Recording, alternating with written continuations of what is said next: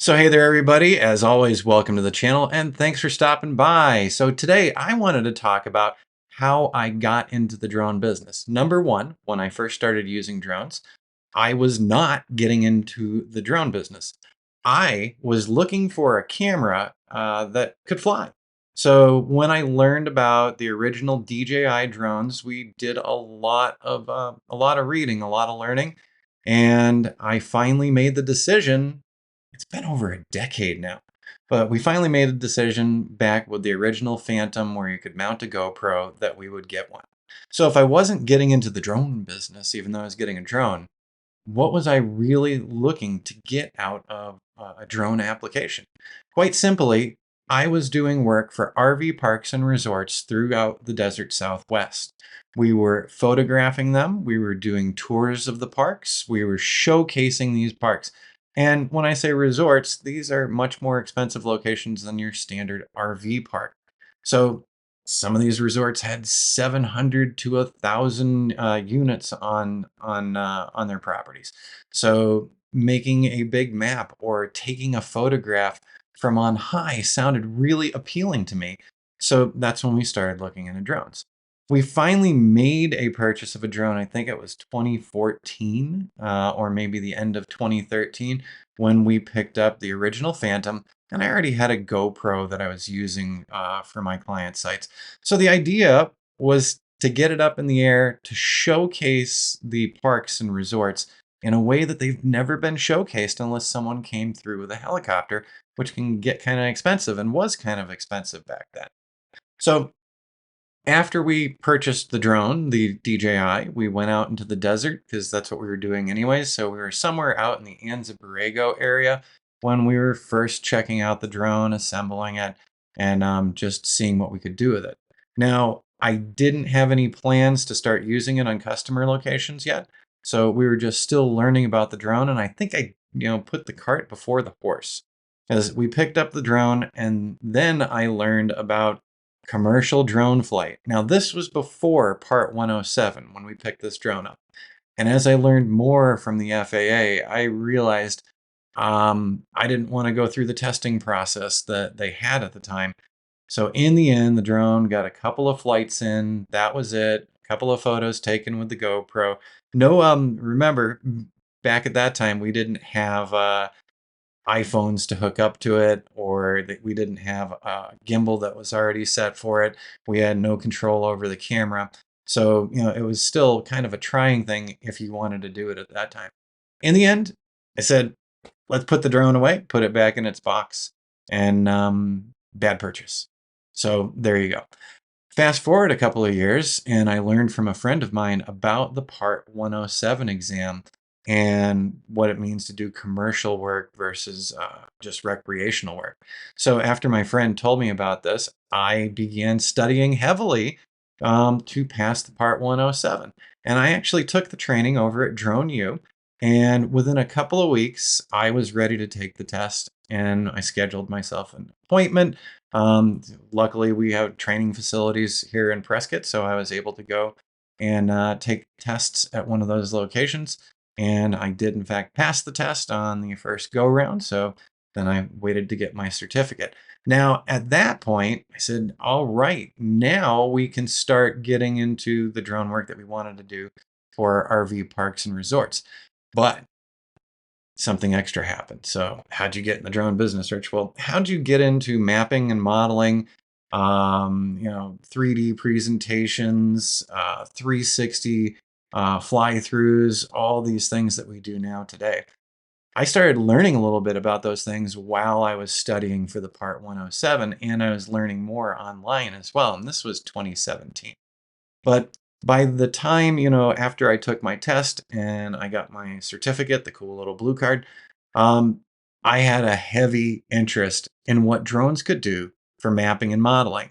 And so my first legit drone was the DJI Mavic, not the Mavic 2, not 3, 4, just the DJI Mavic, which I still have up on my shelf there.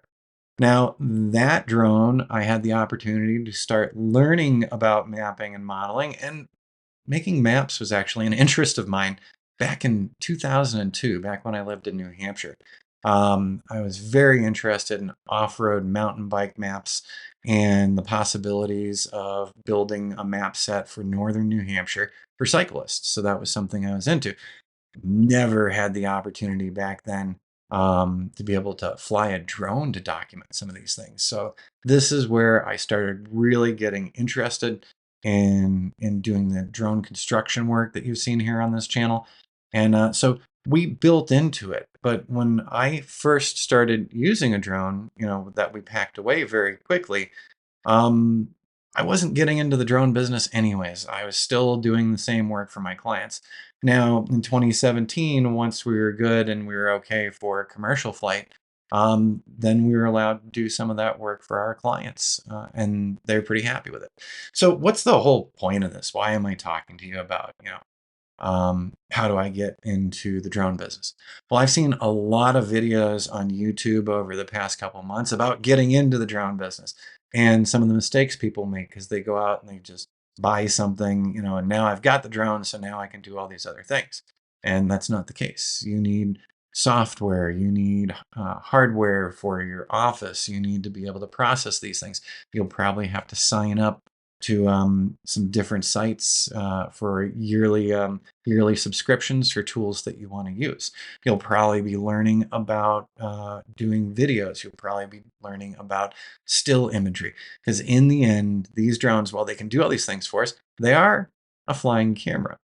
So if you're already into photography, you're going to have a leg up on getting into this. If you're already interested in survey engineering things and the maps and the models, this will be of great interest to you as well. But remember, starting out, we don't have to buy all these things. I had a drone sit on a shelf for a couple of years until the Part 107 came around where I could actually do commercial work. And immediately, we replaced that original Phantom with something that we could actually view while we were flying, and that was the DJI Mavic original. So there we go. There's how I got into the drone business. It wasn't my initial interest was not getting into the drone business. It was using that tool to be able to do work for our clients in the RV parks and resorts. So now, here we are today in 2025, and I am totally into mapping and modeling, showing people how we do the work that we do here, our workflows, our planning, and then our final executions. That's why we're talking about it all here. But I wanted to share it with you because, you know, do you have a goal in the end? Right now, do you have clients lined up who need you to fly for them? If you were just getting into this, take your time, read around, learn here on YouTube, learn on all the different teaching platforms, including our own at classes.azdrone.net. Start learning about the possibilities and how you could take some of your interests, combine them in with your drone work, and start building a really cool small to medium sized business covering topics that you're interested in. There's way more than mapping and modeling, so keep that in mind as well. And there's going to be a lot of learning. Doesn't mean it's not doable, just means that if you're really serious about this, you're going to spend a good bit of time learning about other platforms that you didn't even think you're going to need to do. Oh, I guess I will need to learn how to do video and stills and orthomosaics and 3D models and agricultural applications and so on and so on. The drone business is just blowing up. Take your interests, combine them with your interest in drones as well, and see what you can do with them. And good luck to you. I hope you have fun while you're doing all of it. All right, everybody. We'll see you in a week or two because it's 4th of July weekend here coming up. So we're going to be doing some relaxing and less posting. See you again real soon, everybody. I hope this was informative and useful. Have a great day.